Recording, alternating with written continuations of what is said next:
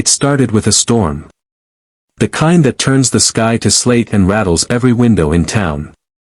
Emily sat alone in her small coffee shop on Main Street, staring at the letter she'd written 3 years ago and never sent, the one she'd meant for her father before he passed. The paper was wrinkled from all the times she'd unfolded it, read it, and wished she'd mailed it. Outside, the rain came down in sheets, washing the streets clean of their noise and color. The bell over the door rang softly as a man stepped in, soaked, shivering, holding a worn-out backpack. He looked like he'd walked 1,000 miles. If you believe true kindness always finds its way back, please tap the like button now and subscribe to support more stories like this. Emily offered him a towel and a seat by the window. He thanked her, voice low and tired, and ordered just a cup of black coffee. Something about his eyes made her pause. There was humility there, and something heavier too. He told her his name was David. Said he'd been driving trucks across states for 20 years but lost everything after his wife died last winter. She didn't ask for details. She just listened, refilling his cup without charge. When the rain eased, David stood to leave, thanking her for being human. He tucked a few crumpled dollars under the cup and disappeared into the mist. Hours later, when Emily cleared the table, she found that he'd left something behind, a torn leather wallet. Inside was an old driver's license, a folded family photo, and something that made her heart stop. A letter. Not just any letter. Her letter. The same one she'd lost on a windy day months ago when she'd taken it to the cemetery. She'd chased it down the hill, but it vanished into the woods. Now here it was, worn, stained, and carried by a stranger who'd somehow found his way into her café. She sank into the booth, tears blurring the words she knew by heart. The letter had been addressed to her father, apologizing for not saying goodbye, for not forgiving him sooner. And now it had come back, in the hands of a man who looked like he needed forgiveness too. The next morning, she drove to the address printed on David's license, a rundown motel near the edge of town. The manager said he'd left early, headed west with his truck, no destination listed.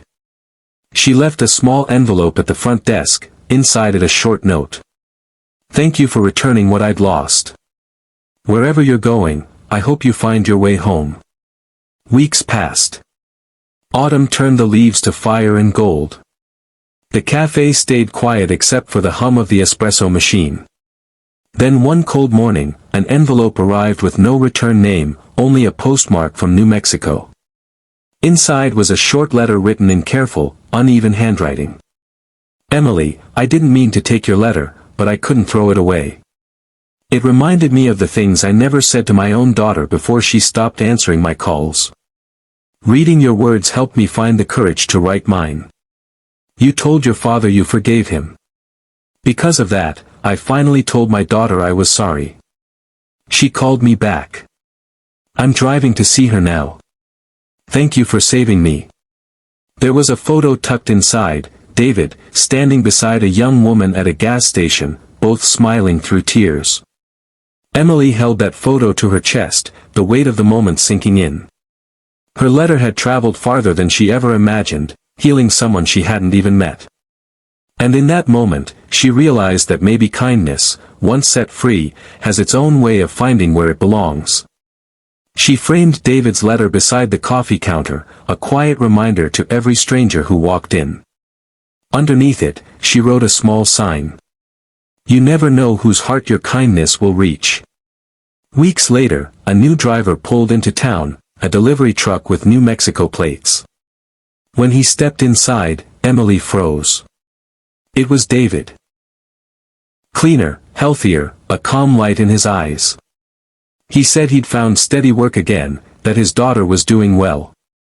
I owed you one more thank you, he said, voice trembling.